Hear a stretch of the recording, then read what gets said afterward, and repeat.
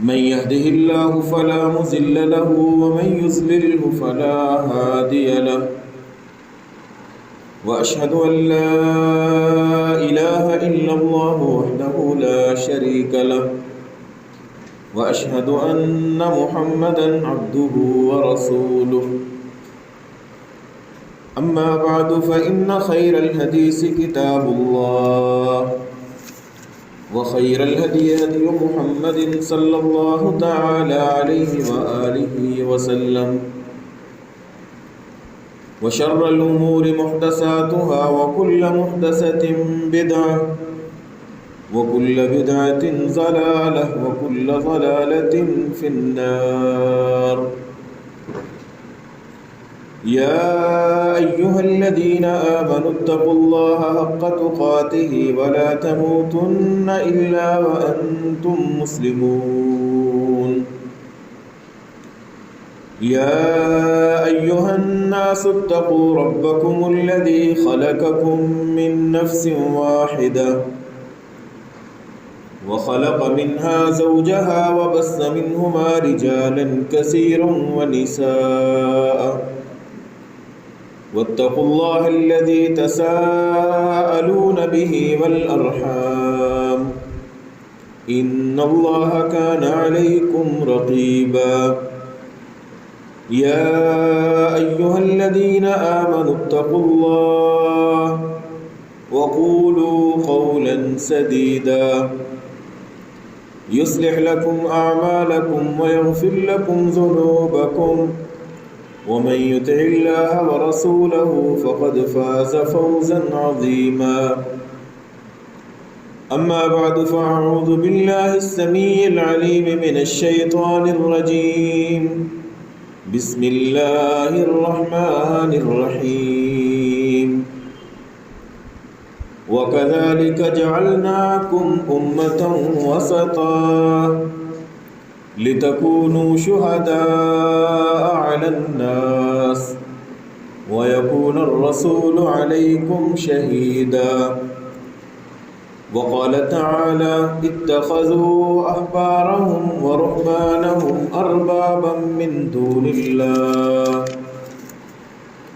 والمسيح ابن مريم وما أمروا إلا ليعبدوا إلها واحدا لا إله إلا هو سبحانه عما يشركون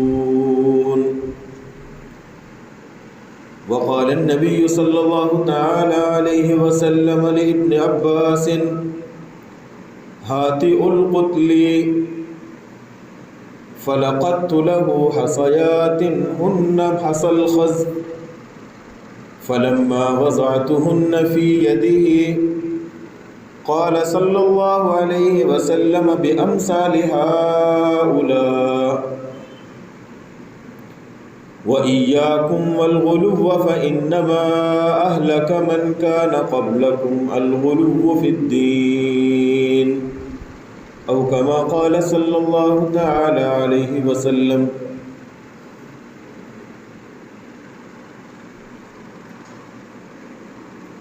جود و سخا کے باب میں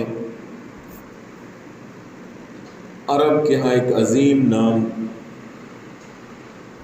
جسے حاتم طائی کہا جاتا ہے،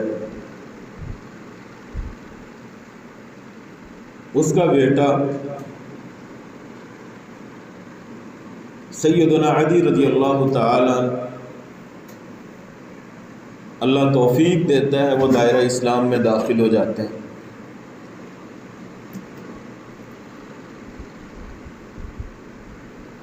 سنن نسائی کی روایت ہے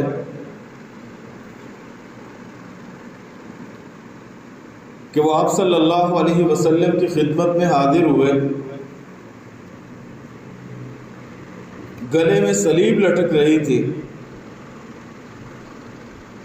آپ صلی اللہ علیہ وسلم نے فرمایا عدی اس بت کو اپنے آپ سے دور کر دو۔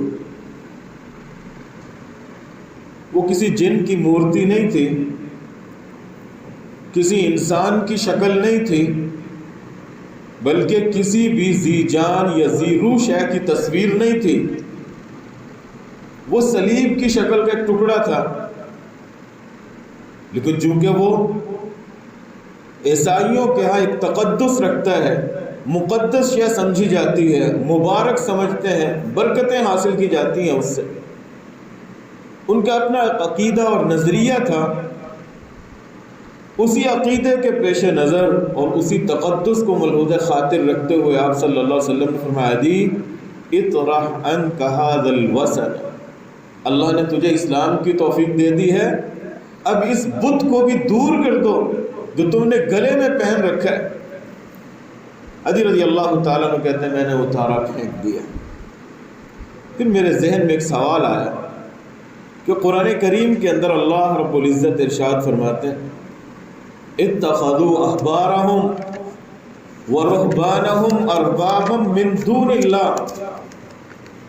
آج رسول اللہ صلی اللہ علیہ وسلم نے میرے اس صلیب کو دیکھ کے اس کے اوپر وثن کا لفظ بولا کہ یہ بت ہے۔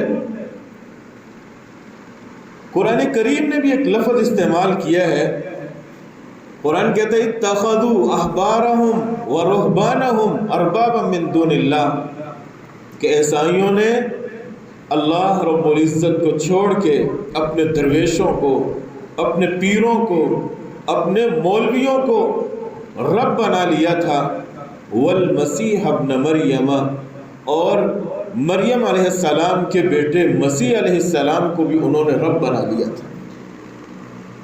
پھر فرمایا وما امروا الا لیعبدوا الہا واحدا، حالانکہ انہیں حکم یہ تھا کہ صرف ایک ہی معبود کی بندگی کریں، صرف ایک اللہ کو مانے، کوئی اور معبود نہیں، کوئی اور عبادت کے لائق نہیں ہے۔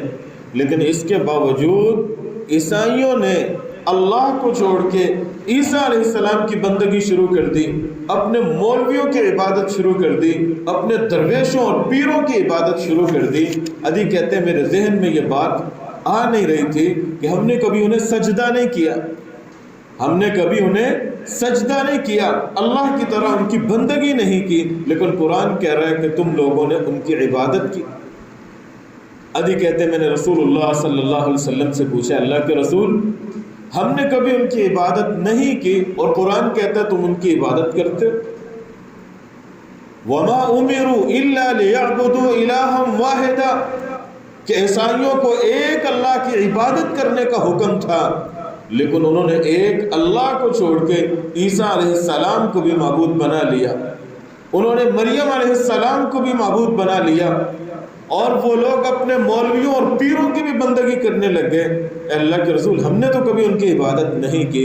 آپ صلی اللہ علیہ وسلم فرماتے ہیں عدیدہ کیا یہ حقیقت نہیں تھی کہ جب تمہارے درویش، تمہارے پیر کسی حرام شے کو حلال کر دیتے تھے تم اس چیز کو حلال سمجھ لیتے تھے، اور جب وہ کسی حلال چیز کو حرام کر دیتے تھے، چاہے تمہاری شریعت، چاہے تمہاری انجیل تورات وہ اس چیز کو حرام کہتی رہے، جب تمہارے مولویوں نے اس حرام چیز کو حلال کر دیا تم اسے حلال سمجھ لیتے تھے، اور جس حلال کو انہوں نے حرام کر دیا تم اسے حرام تصور کرتے، حلال کو حرام جان لیتے تھے، حلال کو حرام محض مولویوں کے کہنے کے اوپر۔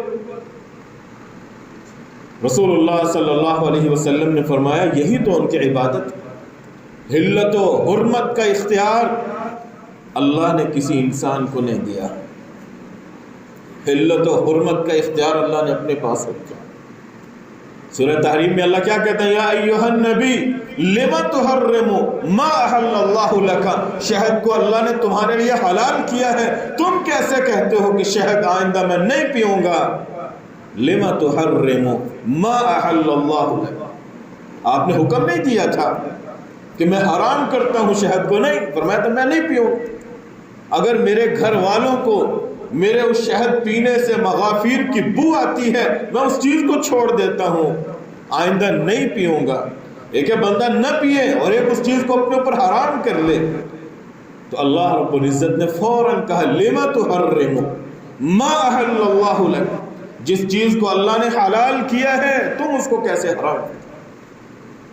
اے عدی کیا بات حقیقتاً ایسے نہیں تھی کہ جب تمہارے مولوی اللہ کے حرام کردہ کو حلال کر لیتے تھے اور اللہ کے حرام کو حلال کر دیتے تھے.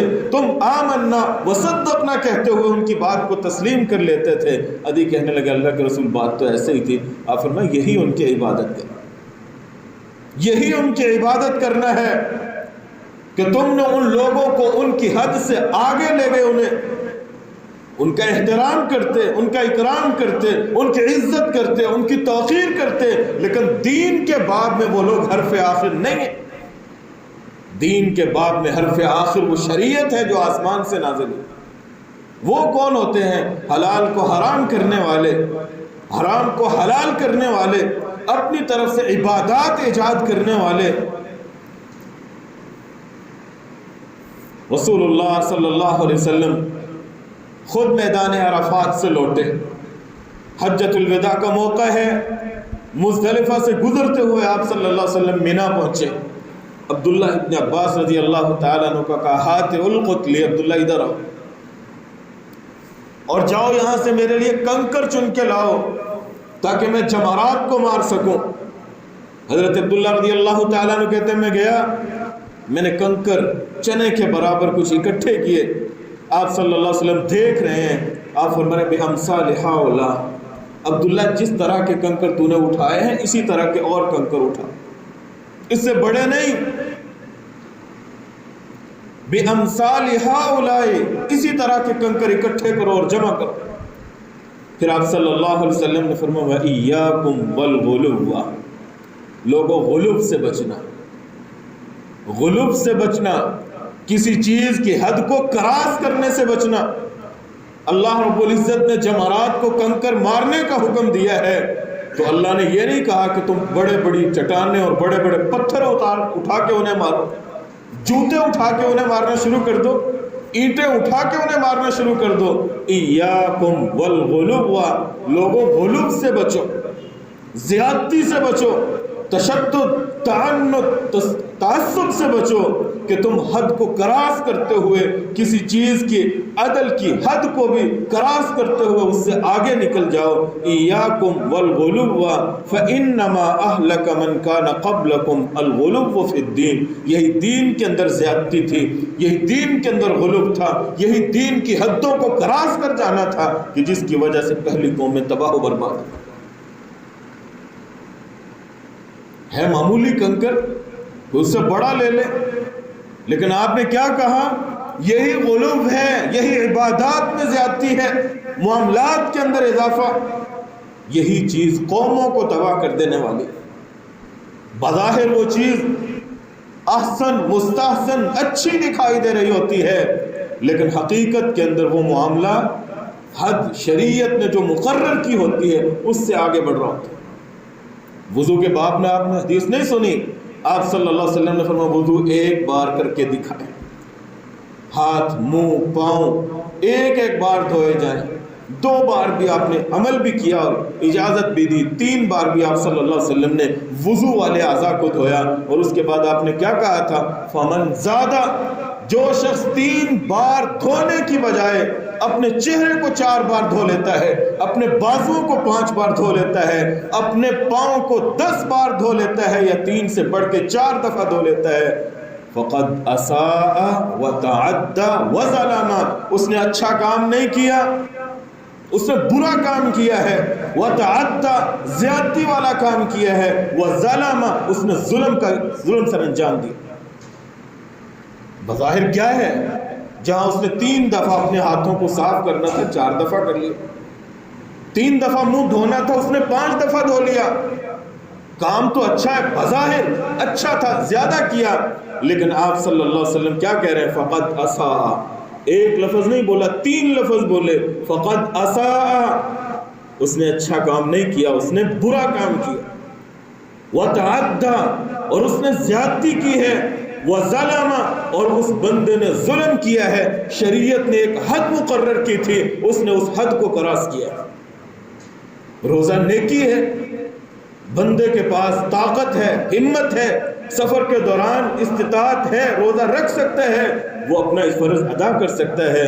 لیکن آپ صلی اللہ علیہ وسلم نے دیکھا سفر کے دوران ایک آدمی نے روزہ رکھا, اب وہ پیاس سے بھوک سے نڈھال ہے، شدت کی گرمی ہے، قد ذلل علیہ، اوپر سے عرب کی گرمی سر کو پڑ رہی ہے، لوگ اس کے اوپر سایہ کر رہے ہیں، اس کے دائیں بائیں لوگ جمع ہیں، لوگ اس کے اوپر سایہ کر رہے ہیں تاکہ اس کو روزہ محسوس نہ ہو۔ رسول اللہ صلی اللہ علیہ وسلم کو خبر ملی، آپ نے دیکھا تو آپ نے کیا کہا تھا؟ لیس من البر الصیام فی السفر، روزہ نیکی ہے، عبادت ہے، اللہ کی بندگی ہے، لیکن اگر اس باب میں بھی بندہ حد سے تجاوز کر جائے، سفر کے دوران نبھانے کی طاقت نہیں ہے، پھر بھی وہ اس معاملے کے اندر اپنے آپ کو ڈالتا ہے، آپ نے فرمایا سفر کے دوران روزہ رکھنا نیکی نہیں۔ ایک بندہ برداشت کر سکتا ہے، سفر سہولت والا ہے وہ الگ بات، لیکن سفر مشکل ہے، موسم بھی سخت ہے، وہ بندے کی صحت بھی اجازت نہیں دیتی، اس کے باوجود اپنے آپ کو اس مشکل میں ڈالتا ہے جہاں اللہ نے رخصت دی ہے، رخصت کو قبول کرنے کی بجائے اپنے آپ کو مشکل میں ڈالتا ہے۔ شریعت کہتے ہیں لیس من البر الصیام فی السفر، ایسا بندہ سفر میں روزہ رکھے اس کی نیکی نہیں۔ بھوک پیاس شدت کی گرمی سب کچھ برداشت کیا اس نے، لیکن شریعت نے اس کی اس سارے صبر و ثبات کو نیکی تصور نہیں کیا۔ کیوں؟ کہ وہ شریعت کی حد کو کراس کر گیا، شریعت نے جو رخصت دی تھی اس رخصت کو قبول نہیں کیا، خواہ مخواہ اپنے آپ کو ہلاکت میں ڈالا۔ آپ صلی اللہ علیہ وسلم گزر رہے تھے، ایک رسی دکھائی دی، آپ صلی اللہ علیہ وسلم پوچھتے ہیں یہ کیسی رسی؟ ما ھذا الحب، لوگوں نے کہا اللہ کے رسول یہ آپ کی بیوی زینب رضی اللہ تعالیٰ عنہ کی باندھی ہوئی رسی، وہ رات کو اٹھتی ہیں، قیام کرتی، تہجد پڑھتی، اور جب تھک جاتی ہیں یوں اس رسی کا سہارا لے کے وہ اللہ کی بندگی کرتی رہتی ہیں۔ آپ صلی اللہ علیہ وسلم نے فرمایا لا، شریعت کے اندر ایسی کوئی عبادت نہیں جس کے اندر غلوب ہو، جس کے اندر شدت ہو، جس کے اندر زیادتی ہو، نہیں، خلو ہو، اس کی رسی کو فوراً سے پہلے کھول دو۔ لیصلی احدکم نشاطہ، جب تک چستی ہے، ہمت ہے، جب تک تم بیدار اور چکنا ہو اس وقت تک اللہ کی بندگی کرو، اور جب تم تھک جاؤ اب حکم ہے لیٹ جاؤ، آرام کرو، سو جاؤ۔ نماز عبادت ہے، اللہ کو محبوب ترین عبادت ہے، خاص کر تہجد کی نماز، لیکن جب اس کے اندر بھی زیادتی آ جائے آپ صلی اللہ علیہ وسلم فوراً حکم دیتے ہیں رسی کو کھول دیا جائے، کہ جب وہ عبادت اپنی حد سے آگے گزرے گی وہ عبادت نہیں، وہ عادت میں بدل جائے گی، وہ نیکی نہیں ہوگی۔ ہو سکتا ہے اس انسان کے لیے، آپ صلی اللہ علیہ وسلم نے کہا تھا نا نیند آ جائے بندہ سو جائے، ہو سکتا ہے یہ نیند کے دوران کھڑا ہو کے نماز پڑھنے لگ جائے، ہو سکتا ہے اپنے لیے دعا کر رہا ہے یا اپنے لیے لعنت مانگ رہا ہے۔ اس وقت تک عبادت کرو جب تک تم ہوش میں ہو، تم غافل نہیں ہو، بے پرواہ نہیں ہو اپنے آپ سے۔ رسول اللہ صلی اللہ علیہ وسلم کے صحابی حضرت ابو جحیفہ رضی اللہ تعالیٰ عنہ بیان کرتے ہیں کہ آپ صلی اللہ علیہ وسلم نے حضرت سلمان فارسی اور ابو درداء رضی اللہ تعالیٰ عنہ کو بھائی بھائی بنا دیا، یہ دونوں آپس میں بھائی بھائی ہیں۔ سیدنا سلمان فارسی رضی اللہ تعالیٰ عنہ ایک دن اپنے بھائی کے گھر آئے، ابھی حجاب کے احکام نازل نہیں ہوئے تھے، اپنے بھائی ابو درداء کے پاس آئے تو دیکھا ان کی بیوی ام درداء رضی اللہ تعالیٰ عنہ متبذلۃ، بوسیدہ حالت میں، میلا کچیلا لباس ہے۔ اپنی بہن سے پوچھنے لگے تم نے یہ حالت کیسے بنا رکھی ہے؟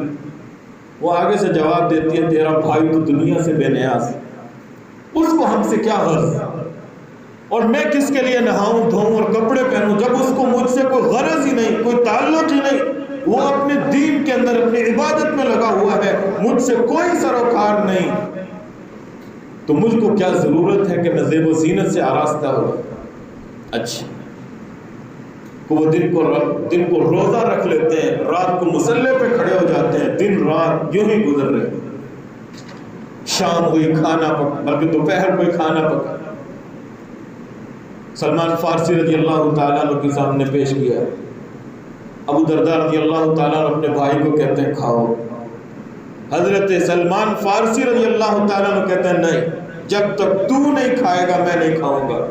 کہ میرا روزہ ہے. کہ آپ کون سا روزے اللہ رب العزت نے فرض کیے ہو؟ اب تو رمضان کا مہینہ نہیں ہے، نفلی روزہ چھوڑ سکتے ہو، چھوڑو، کھانا کھاؤ. روزہ کھلوایا، اکٹھے بھائیوں نے مل کے کھانا کھایا، عشاء کی نماز پڑھی، گھر آئے. حضرت ابو درداء رضی اللہ تعالیٰ عنہ مصلی بچھانے لگے. کہا بھائی ادھر آؤ، لیٹ جاؤ، جب میں اٹھوں گا اس وقت اٹھنا. جب سحری کا وقت ہوا، حضرت ابو درداء رضی اللہ تعالیٰ عنہ کو بیدار کیا حضرت سلمان فارسی نے اور کہا اٹھو، اب نماز کا وقت ہو، اب نماز کا وقت ہو، اب اٹھو، اب اللہ کی بندگی کرو. اور پھر اپنے بھائی کو کہتے ہیں ان لربک علیک حقا. میں یہ نہیں کہتا کہ تم تہجد نہ پڑھو، اللہ کی بندگی نہ کرو، لیکن میں یہ بات کہتا ہوں تیرے رب کا بھی تیرے اوپر حق ہے، تیری اپنی ذات کا بھی تیرے اوپر حق ہے. تو جو بیوی لے کے آیا اس میں بیوی کا بھی حق ہے. فآت کل ذی حق حقہ، ہر حقدار کو اس کا حق دو. یہ نہیں ہے کہ اللہ کے حق میں لگے رہو اور بندوں کے حقوق ضائع کرتے رہو. اللہ کے حق میں لگے رہو اور اپنے نفس کے حقوق میں کوتاہی کر جاؤ. ایک سائیڈ کے اوپر تم مبالغہ کرتے جاؤ، غلو سے کام لیتے جاؤ اور دوسری طرف کے حقوق ضائع کرتے جاؤ. وَكَذَلِكَ جَعَلْنَاكُمْ أُمَّةً وَسَطًا. اللہ نے تمہیں امت وسط، اعتدال والی امت بنایا تھا. یہ نہیں ہے کہ تم غلو کرنے والی امت بن جاؤ معاملات کے اندر، عبادات کے اندر، عقائد کے اندر یا معاشرتی مسائل کے اندر. نہیں، اعتدال کے ساتھ رہو، افراط و تفریط کے درمیان میں رہو. ہر ایک کو اس کا حق ادا.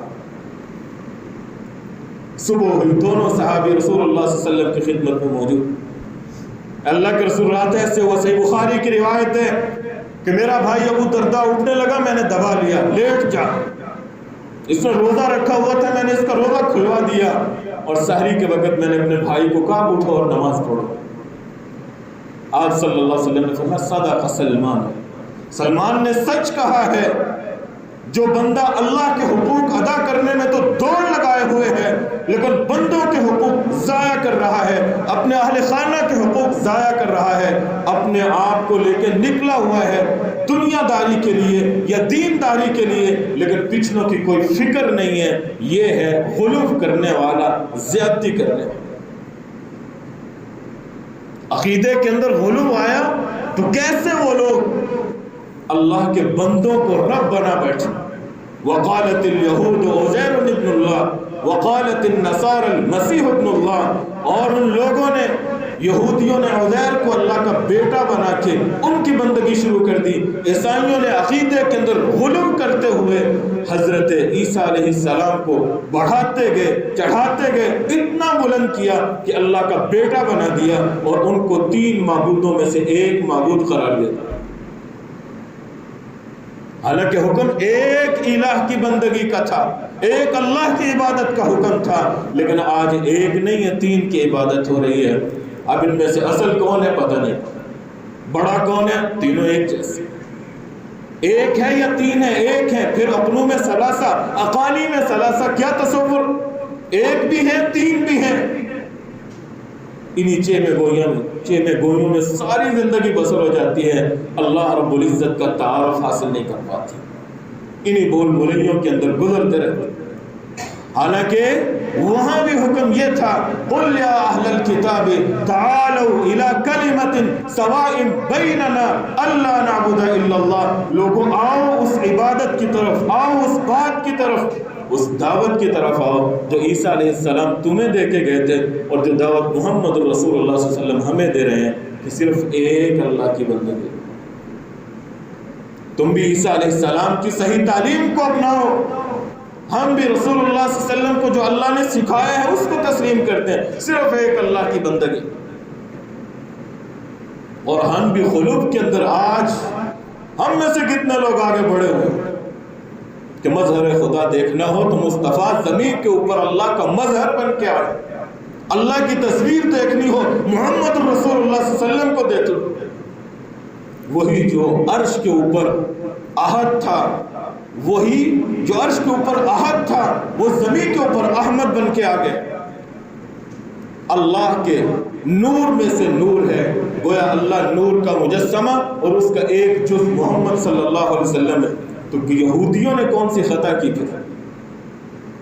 انہوں نے بھی تو اللہ کا ایک جز قرار دیا نا، ابن قرار دیا. عیسائیوں نے کیا غلط قرار دیا پھر؟ اگر نور من نور اللہ ہونا درست ہے تو پھر ابن اللہ ہونا کیوں غلط ہے؟ انہوں نے بھی تو جز قرار دیا تھا. حقیقت یہ ہے دونوں غلط ہیں، دونوں غلط ہیں. نہ رسول اللہ صلی اللہ علیہ وسلم اللہ کے نور میں سے نور ہیں، نہ عیسیٰ علیہ السلام اللہ کے بیٹے ہیں، نہ حضرت عزیر علیہ السلام اللہ کے بیٹے ہیں، اور نہ ہی فرشتے اللہ کی بیٹیاں ہیں، اور نہ مریم علیہ السلام اللہ کی بیوی ہیں. اللہ ان سب چیزوں سے پاک ہے. قل هو اللہ احد اللہ الصمد لم یلد ولم یولد ولم یکن له کفوا احد. تجھے قل هو اللہ کا ترجمہ بھی آتا ہوتا تو اس حقیقت کو جان لیتا. لم یکن له کفوا احد، اللہ کا کوئی ہم پلہ نہیں، کوئی ہم نظیر نہیں. اللہ جیسی طاقتوں والا کوئی نہیں. جس طرح اللہ کی بندگی کرنی ہے کوئی ذات ایسی نہیں کہ اس طرح کی عبادت اس کے لیے کی جائے. لیس کمثلہ شیء، وہ ہر چیز سے اعلیٰ ہے، اس کی کوئی مثیل نہیں، کوئی نظیر نہیں. تم جس کو بے نظیر کہتے ہو یہ کہنے میں بھی جھوٹ ہے. تم خود کہتے ہو اپنی زبان سے فلاں بے نظیر جیسی ہے، فلاں بے نظیر جیسی ہے، مطلب ہے وہ بے نظیر نہیں ہے، اس کی نظیر ہے. فقط ایک ذات ہے جس کی کوئی نظیر نہیں، کوئی مثیل نہیں، کوئی مثل نہیں، وہ اللہ کی ذات ہے. تو غلو کے اندر بڑھتے بڑھتے لوگوں نے ساجد کو اور مسجود کو، معبود کو اور عابد کو ایک کر دیا. اللہ اور مخلوق کے مابین امتیاز اور فرق کو ختم کر دیا. وہ ساری صفات جو اللہ کے اندر ثابت تھی آج رسول اللہ صلی اللہ علیہ وسلم کے اندر لوگوں نے ثابت کرنا شروع کیا. اللہ علام الغیوب ہے تو لوگوں نے بھی دعوے شروع کر دیے کہ رسول اللہ صلی اللہ علیہ وسلم کو بھی ذرے ذرے کا علم. تو کیا اللہ نے اپنے رسول کی جانب کوئی وحی کی تھی یا نہیں؟ اگر ذرے ذرے کا علم تھا پھر وحی کرنے کی کیا ضرورت تھی؟ یہ ہے عقیدے کے اندر غلو، شریعت کی حدوں کو قراض کرنا. تو میرے بھائیوں، غلو کسی بھی معاملے کے اندر ہو، وہ عقیدے کے اندر ہو، وہ عبادت کے اندر ہو، وہ معاشرت کے اندر ہو، وہ معاملات کے اندر ہو، تمام کے تمام غلو، حدود سے کراس کرنا اور تجاوز کرنا انسان کو تباہی کے دھانے پہ لے جاتا ہے. اور انسان کی سوچ پھر یہاں تک جا پہنچتی ہے جس طرح آپ صلی اللہ علیہ وسلم جعرانہ سے لوٹ رہے تھے غزوہ حنین کے بعد. ایک موقع پہ ایک جگہ پہ رک کے آپ صلی اللہ علیہ وسلم نے جب مال غنیمت کو تقسیم کیا، 5 حصے کیے، 4 حصے فوجیوں میں تقسیم کر دیے، 5واں حصہ خمس جسے کہتے ہیں وہ رسول اللہ صلی اللہ علیہ وسلم کا تھا. وہ آپ کی ثوابدید پہ تھا. آپ جس کو چاہیں دیں، اپنے گھر والوں کو دے دیں، رشتہ داروں کو دے دیں، فقراء مساکین کو دے دیں، یا آپ صلی اللہ علیہ وسلم کسی اور وجہ سے کچھ لوگوں کو دے دیا، کسی کی تالیف قلبی کے لیے، اسلام کے اوپر اسے ثابت قدم رکھنے کے لیے. آپ صلی اللہ علیہ وسلم بطور انعام کسی نے بہترین کارنامہ سر انجام دیا ہے جہاد کے اندر، آپ اپنے حصے میں سے اسے دیا کرتے. بلال رضی اللہ تعالیٰ عنہ چاندی کے ڈھیر کے پاس کھڑے اور آپ صلی اللہ علیہ وسلم اشارہ کریں اس کو اتنا دے دو، اس کو اتنا دے دو، اس کو اتنا دے دو، دے رہے. ایک آدمی آیا، بظاہر بڑی بادشاہ اس کی، اس کا وجود، صورت، تصویر، ٹخنوں سے اوپر شلوار ہے، سر مونڈا ہوا ہے، اور آپ صلی اللہ علیہ وسلم کو دیکھے جا رہے ہیں کہ آپ صلی اللہ علیہ وسلم کسی کو زیادہ دے رہے ہیں، کسی کو کم دے رہے ہیں، کسی کو کچھ بھی نہیں دے رہے. وہ زبان ہلاتا ہے اور کہتا ہے اے محمد اعدل، یا محمد اعدل. صحیح بخاری کی روایت ہے، صحیح مسلم میں بھی ہے، اے محمد عدل کرو، تم جس طرح تقسیم کر رہے ہو عدل نہیں کر رہے. اب اس کے ذہن میں یہی خناس تھا کہ رسول اللہ صلی اللہ علیہ وسلم برابری کے ساتھ نہیں دے رہے، کسی کو چھوڑ رہے ہیں، کسی کو کم دے رہے ہیں، کسی کو زیادہ دے رہے ہیں. انہیں عدل کرنا چاہیے، برابر برابر دینا چاہیے۔ وہ بھی جس چیز کے اندر تیرا میرا حق نہیں ہے، کوئی تجھے دیتا ہے مجھے چھوڑ دیتا ہے، کسی کو زیادہ دے دیتا ہے کسی کو کم دے دیتا ہے، تو یہ کیسا ظلم؟ وہ تو میرے دینے والے یا آپ کو مجھ کو جو دے رہا ہے کم یا زیادہ، وہ اس کی ثوابدید پہ ہے کہ وہ کس نیت سے دے رہا ہے اور کن کو دے رہا ہے۔ اسی طرح کے واقعے میں صحابی رسول کا نام میرے ذہن سے نکل گیا، آپ صلی اللہ علیہ وسلم تقسیم کر رہے تھے، صحابی رسول کہنے کہ اللہ کے رسول فلاں بھی مومن آدمی، فلاں بھی مومن ہے، اسے بھی مال کی ضرورت ہے، اسے بھی دے دیجئے۔ آپ صلی اللہ علیہ وسلم فرمانے لگے او مسلمن، تم مومن کہہ رہے ہو یا مسلمان کہہ رہے ہو؟ اللہ کے رسول مومن ہے وہ آدمی۔ ایک بار دو بار تین بار اس صحابی نے یہ کلمات کہ اللہ کے رسول وہ مومن آدمی ہے، آپ دوسروں کو دے رہے ہیں اس کو کیوں چھوڑ رہے ہیں، اسے بھی دے۔ آپ صلی اللہ علیہ وسلم نے پھر فرمایا میں مسلمانوں کو دے رہا ہوں، میں مسلم کو دے رہا ہوں، مومن کو نہیں دے رہا۔ فرق ہے، قرآن نے فرق کیا سورہ حجرات کے اندر۔ ایک بندہ نیا نیا اسلام میں داخل ہوا، ایمان کی حقیقت اس کے دل میں راسخ نہیں ہوئی، ہو سکتا ہے کہ اب کفر کی آندھی آئے اور وہ اس کے اندر پھر کفر کی جانب لوٹ جائے۔ کتنے لوگ مسلمان ہوتے ہیں اگلے دن پھر کافر ہو چکے ہوتے ہیں۔ یہ ہیں جنہوں نے اسلام قبول کیا لیکن ایمان ان کے دل تک داخل نہیں ہوا۔ آپ صلی اللہ علیہ وسلم فرماتے ہیں اس صحابی کو کہ میں مومنوں کو نہیں دے رہا، میں مسلمانوں کو دے رہا ہوں تاکہ اللہ رب العزت ان کو دین کے معاملے میں صبر و استقامت سے نوازے۔ جن کے دلوں میں ایمان راسخ ہو چکا ہے انہیں دینے کی کیا ضرورت ہے، انہیں ملے یا نہ ملے، انہیں ملے یا نہ ملے انہیں کوئی پرواہ نہیں ہے۔ آپ صلی اللہ علیہ وسلم نے اسی موقع پہ سارے انصاری صحابہ کو سائڈ پہ کر دیا تھا، کچھ بھی نہیں دیا۔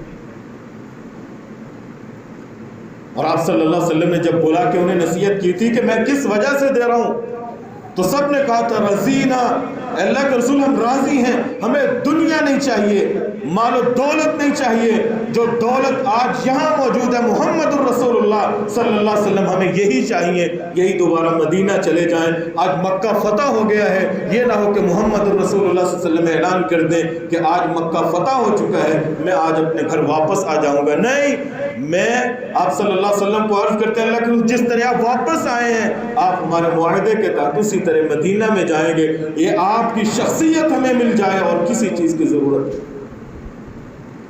تو وہ آدمی کیا کہہ رہا ہے، یا محمد اعدل، اے محمد عدل سے تقسیم کی۔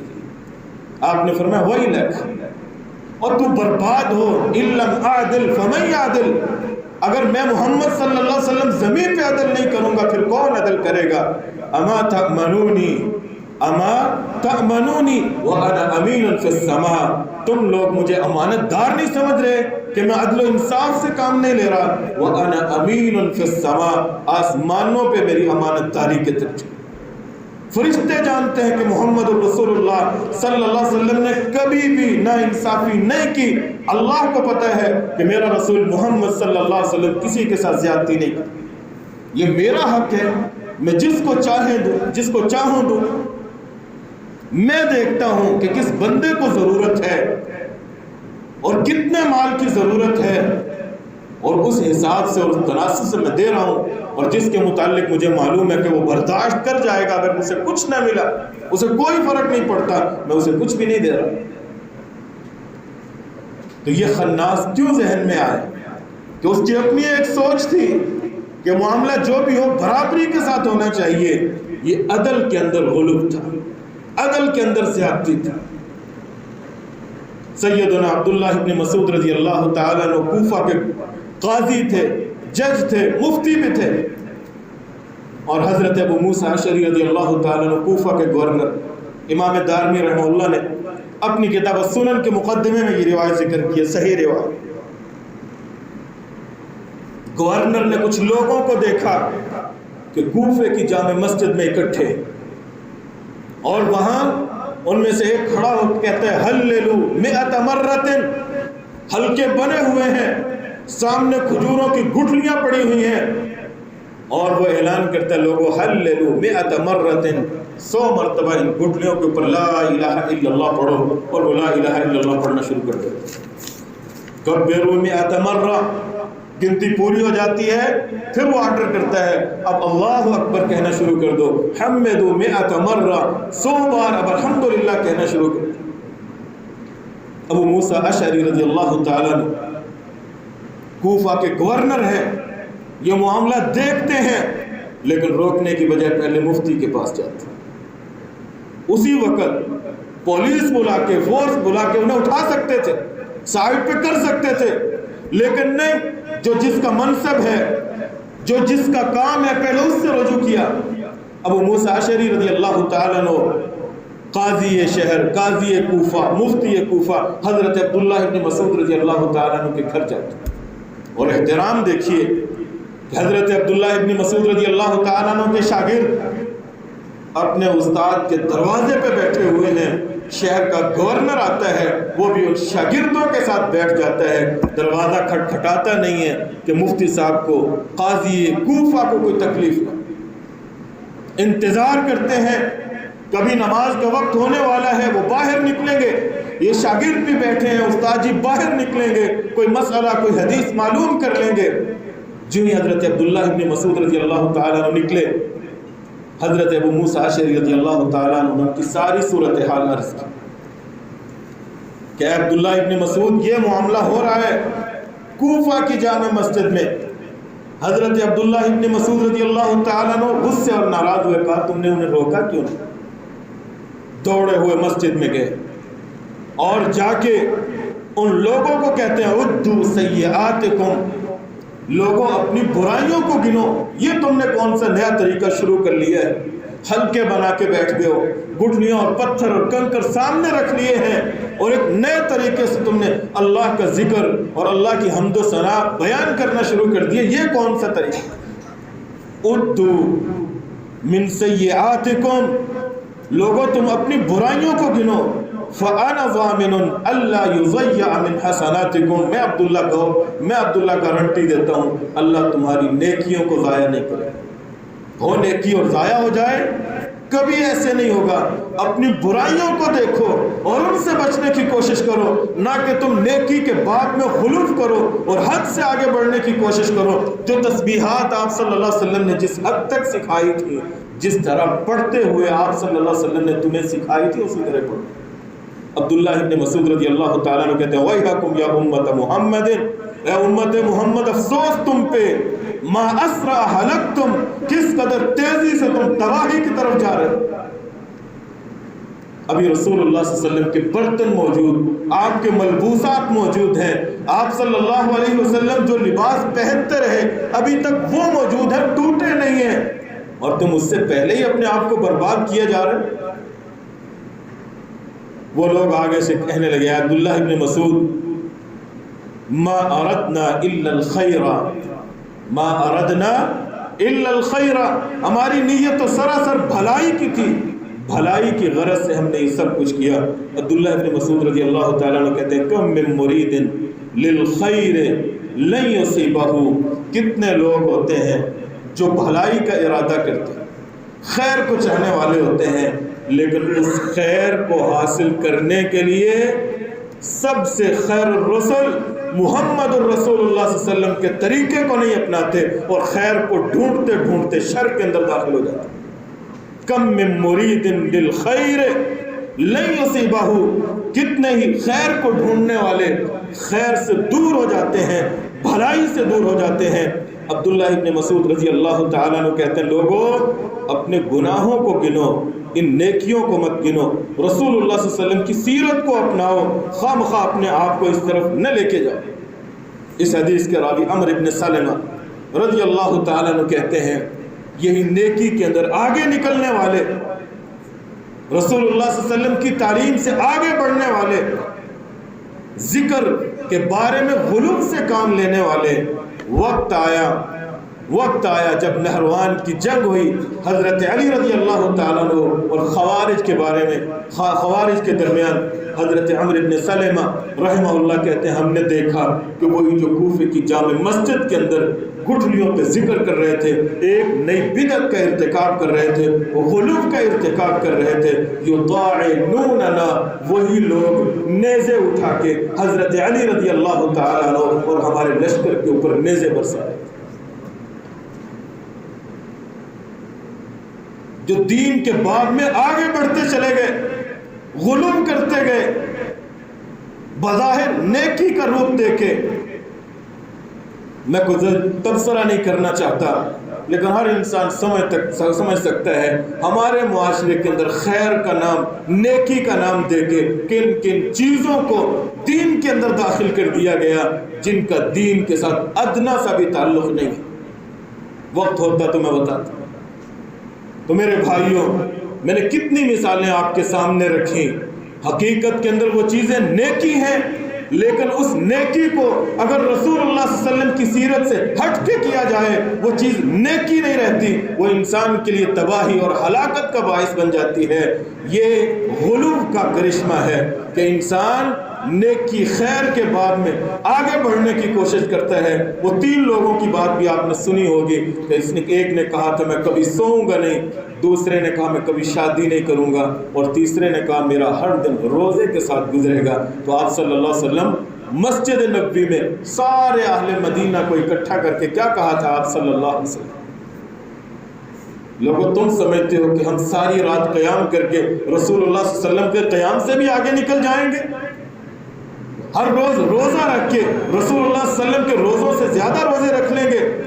اللہ کی قسم میں تم سب سے زیادہ اللہ سے ڈرنے والا ہوں اور تم سب سے بڑھ کے نیکی کرنے والا ہوں، لیکن وہ بندہ جو ہمیشہ روزہ رکھنے والا ہے، جو بندہ نکاح کو چھوڑ دینے والا ہے، جو بندہ ساری رات قیام کرنے والا ہے، رسول اللہ صلی اللہ علیہ وسلم فرماتے ہیں فمن رغب عن سنتی فلیس منی۔ بظاہر وہ ساری رات نماز پڑھ رہا ہے، بظاہر وہ شادی اس لیے نہیں کر رہا کہ دنیا داری کے چکروں میں نہ پڑ جاؤں، لیکن اس کے باوجود آپ نے کیا کہا؟ فمن رغب عن سنتی فلیس منی، جو میرے طریقے سے ہٹ گیا، میری سیرت اور میرے اسوے سے ہٹ گیا، اس کا مجھ سے کوئی تعلق نہیں۔ نیکی وہی نیکی ہے جو رسول اللہ صلی اللہ علیہ وسلم کی سیرت کے مطابق ہو۔ اگر بظاہر نیکی ہے لیکن آپ کے اسوے سے، آپ کے عمل سے ہٹ جائے تو وہ نیکی نہیں رہتی۔ تو وہ نیکی جس کو لوگوں نے نیکی بنایا ہو، جس کا شریعت کے ساتھ کوئی تعلق نہ ہو، تو وہ کس قدر انسان کے لیے ہلاکت اور وبال کا باعث ہوگی۔ اللہ رب العزت سے دعا ہے کہ اللہ ہمیں اس چیز کی حقیقت کو جاننے کی توفیق دے اور دین اسلام کے اوپر عمل پیرا ہونے کی توفیق دے۔ وآخر دعوانا الحمدللہ۔